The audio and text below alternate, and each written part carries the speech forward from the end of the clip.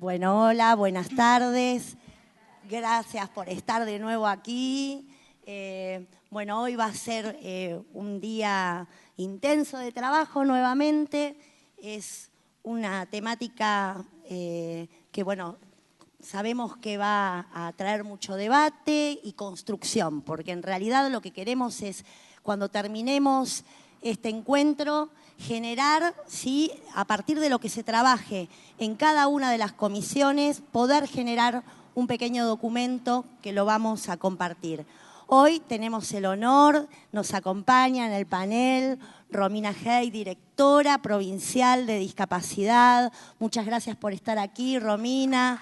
Está también presente Lucila Torti, que es asesora del subsecretario de Políticas Sociales, Ezequiel Pasos, que es el presidente del COPRODIS de nuestra provincia de Buenos Aires. Gracias a ambas por estar aquí. Sí, muchas gracias, Lucila, que estás allá atrás. Bueno, y está aquí Celeste Fernández, la doctora Celeste Fernández, en representación del Grupo Artículo 24.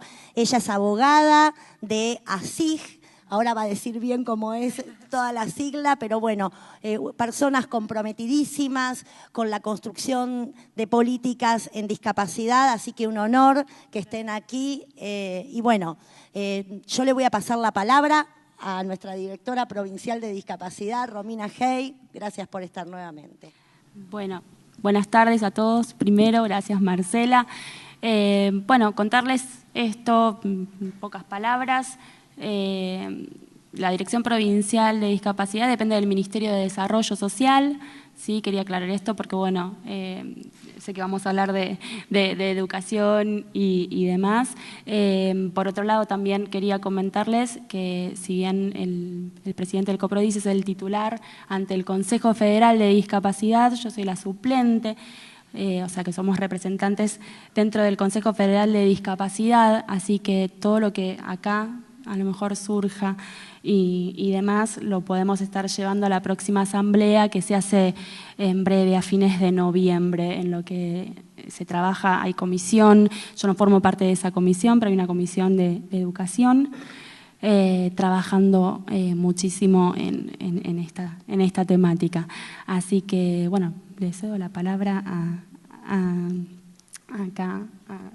Celeste, perdón, para que, bueno, arranque con lo suyo. Muchas gracias, Romina. Bueno, le paso la palabra a Celeste Fernández, que viene a presentar cuál es la posición ante la educación inclusiva del Grupo Artículo 24. También te agradezco que estés acompañándonos, Celeste. No, gracias a ustedes. La verdad que celebro la iniciativa, celebro que haya tanta gente interesada por conocer esta temática. Siendo que en general es un tema bastante invisibilizado, digo, respecto de otros colectivos en situación de vulneración de derechos, las personas con discapacidad en general no son tan visibles, o sea, la gente no tiene tanto conocimiento de cuáles son sus problemáticas, de cuáles son los obstáculos en el pleno goce de sus derechos, así que bueno, me gusta ver a tanta gente acá y pensar líneas de acción futura. Yo trabajo en ASIG, que es la Asociación Civil por la Igualdad y la Justicia. Nosotros somos parte del Grupo Artículo 24 por la Educación Inclusiva, que es una coalición de más de 150 organizaciones en todo el país, organizaciones de derechos humanos, hay familiares de personas con discapacidad, es bastante diverso, que lo que promovemos justamente es el derecho, o sea, promovemos la defensa del derecho a la educación inclusiva, tal como lo prevé la Convención sobre los Derechos de las Personas con Discapacidad. Básicamente lo que buscamos es que las personas con discapacidad puedan gozar del derecho a la educación en igualdad de condiciones con los demás. Eso respecto al Grupo Artículo 24. Me estuvieron comentando que en reuniones anteriores vieron la diferencia entre el modelo social de discapacidad y el tradicional modelo médico rehabilitador. Voy a hacer una referencia a este tema porque me da el pie para entrar ya puntualmente en la cuestión de la educación. Ustedes saben que la Convención sobre los Derechos de las Personas con Discapacidad, que actualmente es una norma que tiene jerarquía constitucional, es decir, tiene el mismo valor normativo que la Constitución. Para los abogados eso es muy importante, porque justamente todas las normas que sean de rango inferior, leyes, resoluciones, disposiciones, son inferiores, ¿no? Entonces tienen que adecuarse a la convención. Nosotros hoy estamos en ese proceso de adaptación. Algunos son más optimistas que otros, dicen que venimos más o menos bien, y otros, bueno, piensan que nos falta todavía muchísimo. Yo soy de la que piensa que nos falta muchísimo. Pero bueno, esa convención significó un cambio de paradigma en materia de discapacidad, o sea, la discapacidad ya no se define como una falencia, como una deficiencia de una persona, sino que justamente es un concepto que se entiende que es el producto de la interacción entre una característica que es percibida por la sociedad como una deficiencia y, por otro lado, las barreras que le pone el entorno, la actitud de los demás. Basándonos en este nuevo modelo, en este enfoque de derechos humanos de la discapacidad, podemos preguntarnos, bueno, ¿cómo es que se aplica esto en educación? Digamos, ¿cómo bajamos este cambio de paradigma al contexto educativo? Y en este sentido quiero destacar que si nosotros entendemos, este es el razonamiento lógico que para mí hay que hacer, si nosotros entendemos que la discapacidad es un producto justamente de una falta de adecuación del entorno, entonces el contexto educativo también se tiene que adecuar, ¿sí?, a todos los estudiantes, independientemente de cuáles sean sus características. En ese sentido, el artículo 24 de la Convención, y por eso nuestro nombre como grupo artículo 24, es el que establece el derecho de todas las personas a acceder a un sistema de educación inclusiva en todos los niveles. Y prohíbe expresamente, dice que los estados que suscriban esa convención tienen que evitar toda exclusión del sistema educativo por razones de discapacidad.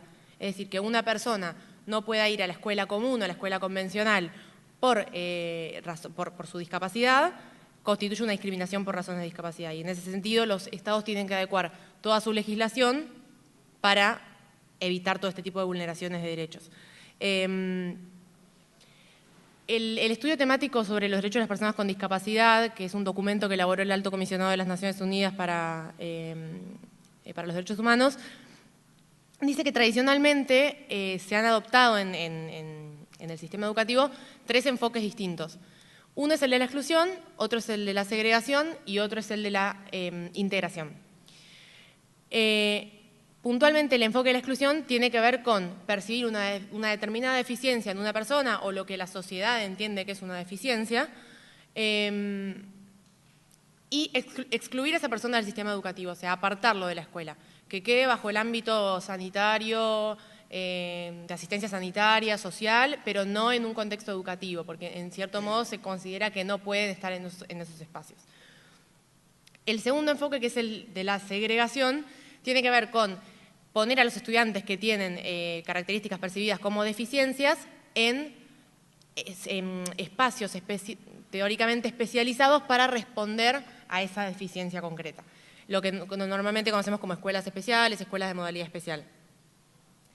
Y por otro lado, el enfoque de la integración tiene que ver con que las personas con discapacidad estén en los espacios educativos comunes, en la escuela convencional, mientras se puedan adaptar a las condiciones que impone la mayoría, digamos, a las condiciones que impone la escuela, pero que están diseñadas no para atender a las singularidades de los alumnos, sino pensadas en función de una mayoría que cumple una función normalizante, digamos.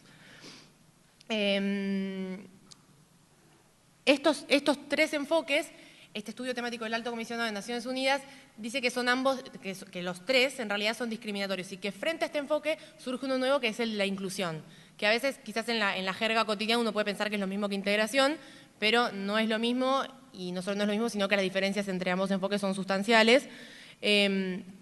Puntualmente el enfoque de la inclusión tiene que ver con que ya no es el alumno el que se tiene que adaptar a las condiciones que impone la escuela, sino que es la propia escuela la que tiene que adaptarse a la singularidad de todos sus alumnos. Obviamente que eso requiere, porque suena muy lindo dicho, pero requiere ciertas medidas prácticas que hoy no están dadas, porque no llegamos todavía a tener un sistema de educación verdaderamente inclusivo.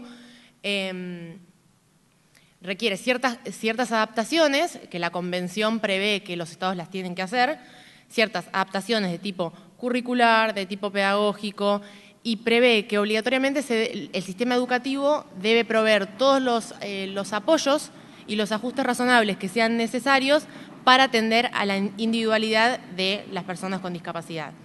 Con lo cual, lo que podemos ver es que es un modelo educativo que prioriza la diversidad, ¿sí? Entiende la diversidad como un valor. Dice, bueno, cada persona tiene su conjunto de fortalezas y debilidades que son únicas, cada persona tiene maneras diferentes de aprender y en ese sentido se deben fomentar justamente sistemas flexibles de aprender. Nosotros, desde el grupo, lo que nos pasa es que recibimos muchas consultas de familias que nos dicen, miren, el colegio me dijo que no pueden, o sea, que no tienen los recursos necesarios para hacer frente a la discapacidad de mi hijo. Entonces me están haciendo un pase especial, ¿sí? Se pasa el chico a la modalidad especial, porque las escuelas, en cierto modo, se sienten desbordadas ante la falta de recursos y ante la falta de capacitación de los propios docentes, porque lo cierto es que hoy la formación docente genérica no está preparada realmente para poder atender a las discapacidades.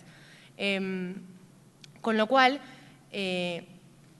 todo eso, o sea, hacer ese cambio de poder proveer los ajustes necesarios no es una cuestión simple porque implica un cambio cultural, implica una reforma estructural, sistémica, implica redireccionar ciertos fondos públicos, pero bueno, en ese sentido es lo que nosotros tenemos que hacer como Estado porque firmamos la convención, le dimos jerarquía constitucional y estamos obligados a hacerlo. La complejidad de esta cuestión deviene justamente de este cambio cultural que requiere, digamos. Es necesario cambiar las cabezas de la gente, por decirlo así de forma coloquial, para que entiendan este nuevo modelo. Porque, digamos, todavía hay mucha gente que verdaderamente no lo entiende y dice, bueno, pero la modalidad especial es lo mejor porque, bueno, cada uno está con personas que tienen la misma discapacidad que él y demás, pero no entienden que verdaderamente el modelo de educación inclusiva no es simplemente meter a los estudiantes con discapacidad dentro de una escuela común y listo, me lavé las manos, no hice más nada, sino que tiene que ver con introducirlos, pero haciendo todos los ajustes necesarios para que tengan aprendizajes significativos, para que puedan desarrollar al máximo sus habilidades, sus intereses, su potencial.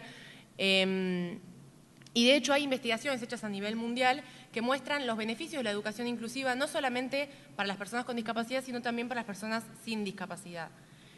Para las personas con discapacidad mejora su progreso académico y social,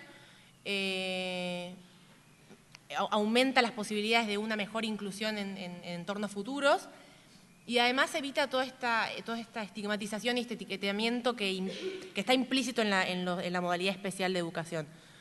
Y para las personas sin discapacidad justamente les enseña o sea, mejora su entendimiento y su respeto por la diversidad, justamente educándolos para vivir en sociedades inclusivas y plurales, democráticas, ¿sí? Entonces, bueno, como para ir cerrando, este cambio que nosotros promovemos tiene que ver con justamente que podamos darnos cuenta que no es los alumnos los que deben ser aptos para una determinada escuela, sino que la escuela tiene que ser apta para los alumnos, ¿sí? Entonces, que todos tienen derecho a acceder a un mismo sistema educativo, sin estar en espacios separados, a un mismo sistema educativo que justamente les permita desarrollar al máximo sus potencialidades y sus intereses. Así que bueno, ese es el cambio cultural que estamos promoviendo y en eso nos peleamos con mucha gente, pero bueno, creemos que estos espacios de capacitación y todo están buenísimos para que la gente empiece a conocer cuál es este nuevo paradigma. Porque la lucha común hace la fuerza y creemos que estamos logrando cambios muy importantes. Así que bueno, les agradezco el espacio. Pues gracias.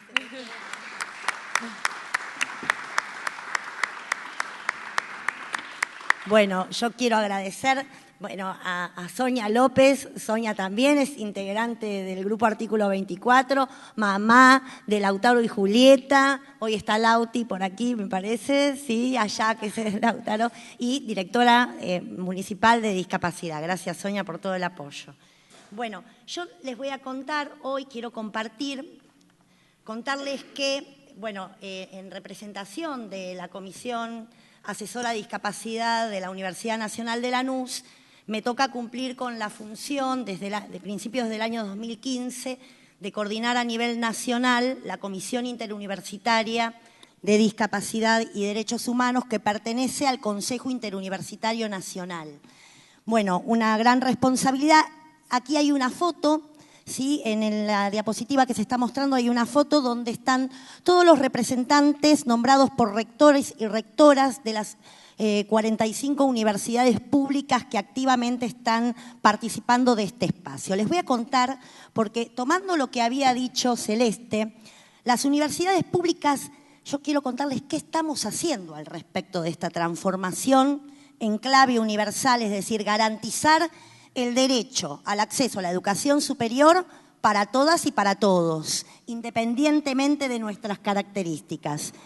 Bueno, este espacio interuniversitario se creó, ¿sí?, desde el año 94. Actores estratégicos, actores militantes de diferentes universidades públicas del país empezaron a tensionar al respecto de qué estábamos haciendo las universidades públicas para garantizar el derecho a la educación a las personas con discapacidad. Fue así que este espacio, que fue cambiando de nombre, y bueno, decir y nombrar que este espacio es un espacio estratégico del Sistema Universitario Nacional, desde donde se ha definido y estructurado la política a nivel nacional de discapacidad y accesibilidad en las universidades públicas. Nos reunimos 3 veces al año, somos todos muy intensos e intensas, porque aparte de ser personas del ámbito universitario, la mayoría somos militantes en el campo de la discapacidad y cada 2 años llevamos adelante, promocionamos el que se realicen las Jornadas Nacionales de Universidad y Discapacidad, que del 12 al 14 de octubre pasado se realizaron en la Universidad Nacional del Nordeste, en Corrientes. Bueno, contarles que este espacio empezó a gestarse en el 94, con pioneros, universidades pioneras, y que el motor de las discusiones y de las construcciones que hacemos en este espacio es la voz de los sin voz, ¿no? Estas personas que siguen estando fuera del sistema, más allá de que haya muchas personas con discapacidad que hoy llegan a la universidad, los porcentajes de personas con discapacidad en el sistema universitario dan cuenta que existe una gran deuda aún. Bueno, aquí tenemos a nuestra República Argentina y les voy a mostrar cómo fue gestándose esta construcción. Aparece el año 2003 porque fue recién en el año 2003 donde se constituye institucionalmente en el ámbito del Consejo Interuniversitario Nacional. En el Consejo Interuniversitario Nacional están todos los rectores y rectoras de las universidades públicas de las 54, ahora son 56 universidades públicas que hay en el país. Fueron estas 5 universidades las que, ¿sí?, fueron pioneras, que es la Universidad de Entre Ríos, de La Plata, Mar del Plata, Comahue, Cuyo. Luego en el 2004, hay alguien que, si hay una persona ciega, disminuida visual en el auditorio en este momento, ¿sí? Bueno, necesitas que relate la diapositiva. Ah, podés acceder, perfecto. Bueno, así fue como fue sumándose las universidades públicas en este espacio hasta llegar al año 2016, donde somos 45 universidades públicas que fuertemente, cada vez que nos encontramos, debatimos al respecto de la política a nivel nacional. Lo que plantea, bueno, es el posicionamiento de esta Comisión Interuniversitaria de Discapacidad y Derechos Humanos, ¿sí? Está posicionada desde el modelo social de la discapacidad, en el marco de la Convención sobre los Derechos de las Personas con Discapacidad, y fue en el marco de este posicionamiento ideológico que a fines del año 2004, ¿sí?, el equipo técnico de la Secretaría de Políticas Universitarias convoca a este espacio interuniversitario para que generara un documento que diera cuenta de cómo debería ser la política universitaria a nivel nacional, que diera respuesta a esta cuestión.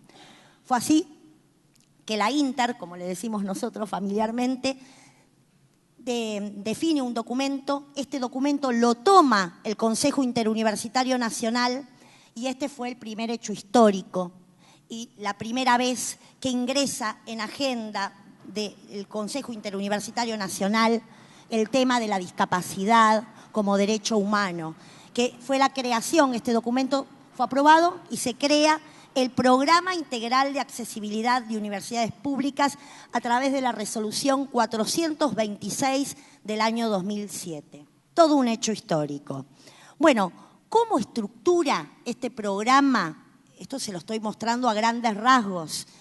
Este programa, esta política, se estructura en 3 ejes. Cada eje tiene sus dimensiones, pero fundamentalmente se estructuró en el eje de accesibilidad física, que es el que le da respuestas a las barreras físicas de infraestructura, el eje de accesibilidad comunicacional y equipamiento educativo, algo se hizo, ya ahora les voy a comentar lo que se hizo hasta ahora, y el eje de accesibilidad académica, que es el que le va a dar respuesta a las barreras culturales que seguimos anteponiendo las universidades públicas para garantizar el acceso a las personas con discapacidad a la educación superior. Bueno, en el año 2010 se abre una primer convocatoria. La gestión, como ustedes saben, las universidades públicas somos autónomas, ¿sí? El Estado Nacional en el año 2010 toma esto que había generado el sistema universitario y abre una convocatoria desde el área de infraestructura de la Secretaría de Políticas Universitarias que abría la convocatoria que las universidades públicas presentaran proyectos para empezar a resolver las barreras físicas. Acá en UNLA se han hecho un gran trabajo. Nosotros partimos de que somos todo planta baja. Imagínense las universidades como la UBA o La Plata, con edificios antiquísimos y que están llenas de barreras físicas. Bueno, en el marco de esta convocatoria, durante medio año, los integrantes de esta comisión interuniversitaria fueron haciendo capacitación a los arquitectos que trabajan en las universidades, porque, como esto que decía de los docentes, Celeste, el tema de la accesibilidad en la formación de los arquitectos no se ve exhaustivamente y a veces con la mejor voluntad se cometen graves errores en la cuestión de los diseños y la planificación de las obras, ¿no? Bueno, a partir de todo este trabajo regional que llevó un año, en el año 2010, 31 universidades públicas firmaron convenio y pudieron llevar adelante los proyectos que iban a resolver no todas las barreras físicas que tenían, pero sí fue un paso adelante en resolver algunas cuestiones de barreras físicas. En el año 2012 se abre una dimensión chiquitita del segundo eje, del eje comunicacional. ¿Y qué se hizo? Desde la Secretaría de Políticas Universitarias, acá hay una filmina, se empezó a generar relevamiento de estudiantes universitarios.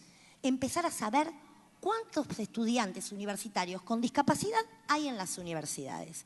Bueno, les cuento que hubo 4 relevamientos hasta el año 2015 y hubo un total en los 3 años de relevamiento, en realidad los estudiantes no estaban obligados a relevarse, era voluntario. Solo 3.778 personas en el país se declararon y se autorreconocieron en situación de discapacidad. Aquí el tema de la deuda, ¿no? Que las barreras que encuentran las personas para llegar a la universidad comienzan mucho antes, ¿no? Pero bueno, aparte del relevamiento, a cada estudiante con discapacidad se le entregaba una notebook con todos los periféricos de accesibilidad que se requerían. Bueno, y acá voy al punto central y creo que aquí está el nudo de la discusión, que fue el eje de accesibilidad académica. ¿Por qué? Porque este eje de accesibilidad académica la tuvimos que pelear y pelear, porque es el eje que va a poner en discusión y en debate las lógicas homogeneizantes y hegemónicas que circulan en la educación superior. Esto de empezar a pensar nuevas formas de construcción del conocimiento y nuevas formas de convivencia comunitaria. Todo un tema para el ámbito universitario que, más allá de que han surgido universidades como la Universidad Nacional de Lanús, que están emplazadas en el conurbano y que tienen un fuerte nexo con la comunidad, la universidad siempre tuvo una fuerte impronta elitista, ¿sí? Entonces, el traer este debate a la universidad es toda una cuestión cultural. Bueno, esta convocatoria se abrió en el año 2015, fue un hecho histórico que en la Secretaría de Políticas Universitarias se destinara recurso público para que las universidades públicas primero elaboráramos nuestros proyectos. Cada universidad, yo tuve la posibilidad, porque estamos por generar una publicación de qué entregaron las universidades como proyecto de accesibilidad académica. Cada universidad presentó un proyecto diferente, porque cada casa de altos estudios tienen sus problemáticas, ¿no? Bueno, muy interesante, lo vamos a publicar a principios del año 2017, porque esto saca una fotografía de en qué lugar estamos, ¿no? Como sistema universitario. Bueno, en marzo del 2015 estas convocatorias se abrieron. A final del año 2015 se aprobaron 40 proyectos de universidades públicas en el eje de accesibilidad académica.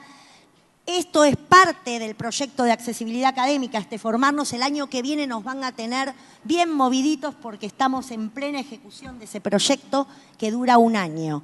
Bueno, y este posicionamiento, que el construir la accesibilidad académica no tiene que ver solamente con dar respuesta al emergente, ¿sí? Que es esto de dar respuesta a la situación particular de los estudiantes en situación de discapacidad que llegan a la universidad, sino que tiene que ver también con empezar a transformar todas nuestras prácticas institucionales, desde el que nos recibe en la entrada en el estacionamiento, el compañero que está en el estacionamiento, la persona que está trabajando en la mesa de entradas, ¿sí? El que tiene que brindar información, el poder desarrollar la investigación y la vinculación tecnológica, ¿sí? En las universidades públicas. Yo aquí quiero comentarles, voy a pasar rápido el PowerPoint, es decir, que tiene que ver con cómo estaba estructurado el proyecto de la convocatoria, pero contarles que las universidades públicas, las 40 universidades que entregamos proyecto, el 49% de las actividades que presentamos tienen que ver con formación, fundamentalmente con formación a los docentes, ¿sí? Universitarios. Cuesta mucho, pero bueno, empezamos este camino para empezar a dar esa discusión, para capacitar a la comunidad. Es decir, porque nosotros no somos una isla, somos parte de la comunidad. Y el conocimiento no está solamente en la universidad, el conocimiento está en toda la comunidad. Por eso estos espacios de construcción comunitaria. Y después los proyectos se repartieron en porcentajes de ajustes razonables, la instalación de procedimientos, la instalación de procesos administrativos que empiecen a identificar las situaciones de discapacidad. Pero bueno, yo me voy a centrar solamente en algo que, porque me pidieron que, acá me fui, para terminar la exposición, cómo deben plantearse y estructurarse las políticas universitarias de accesibilidad y discapacidad.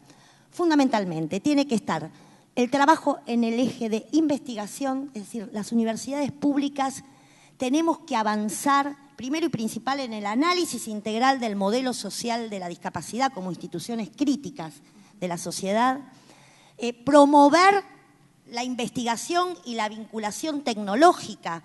Tenemos mucho para dar como universidades públicas al respecto, articulando con las decisiones políticas y académicas correspondientes para generar los cambios, ¿sí? Y dar respuesta a una universidad verdaderamente inclusiva, ¿sí? Y eso tiene que ver con interpelar las formas en que funcionamos, los docentes, los no docentes, los estudiantes, la comunidad en general.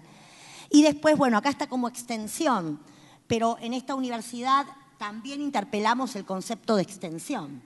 Hablamos de cooperación, porque justamente este concepto de extensión que ya se está discutiendo a nivel nacional tiene que ver con esto de que la universidad es donde está el saber y desde ese lugar de saber extiende su conocimiento a la comunidad. Nosotros creemos como universidad pública que el conocimiento, somos parte de la comunidad y el conocimiento está aquí y está en la comunidad, es decir, somos parte de la comunidad y que solamente vamos a poder dar respuesta a la transformación de una sociedad pensada en clave universal si hacemos hincapié como universidades públicas en la formación de nuevos perfiles profesionales. Absolutamente todas las profesiones, todos los campos profesionales tienen algo que aportar a la construcción de una sociedad pensada en clave universal y aquí aprovechando que está la directora municipal, provincial de discapacidad y la asesora del COPRODIS, como universidades públicas y en comunicación y en articulación con la comunidad, poder tener incidencia en el diseño de las políticas públicas en discapacidad. Hay un rico trayecto, un valioso trayecto de la comunidad, de las organizaciones de la comunidad y de las universidades públicas para poder empezar verdaderamente a trabajar, ¿sí?, en el diseño de estas políticas y que verdaderamente estas políticas den respuesta a la realidad que viven las personas con discapacidad. Bueno, esta era el querer compartir para que supieran qué está pasando en el sistema universitario. Se está avanzando. La deuda sigue siendo enorme, pero bueno, estamos avanzando. Yo les quiero contar algo. ¿Cómo nos vamos a organizar ahora? Ahora vamos a ir directo a los talleres. Va a haber una situación que trajo el grupo Artículo 24, una situación concreta, creo que es de la vida real, ¿no? Está sacada de hechos reales, una situación concreta, y sobre esa situación van a tener que primero debatir, reconocer primero las barreras que está encontrando esta familia, donde se plantea la situación, y después vamos a tener que sacar de ese taller cómo deberíamos configurar el apoyo o cuáles serían las alternativas, ¿sí?, y poder discutir cuál sería la mejor situación para esa persona en su trayecto escolar. Los que tienen el papelito rosa van a venir conmigo y con Sonia al aula 19 y quienes tienen el papel verde, creo, van a quedar en esta comisión del Cátulo Castillo con Celeste y con Gladys. Recordarles, antes de que se vayan a las comisiones, que el aula virtual está disponible y que pueden entrar, pueden bajar el material, chusmear lo que hay ahí, comentar, hacer preguntas, quedar en contacto. Vamos a seguir subiendo material. Así que bueno, espero no haberlos aturdido, pero quería pasarles mucha información en corto tiempo.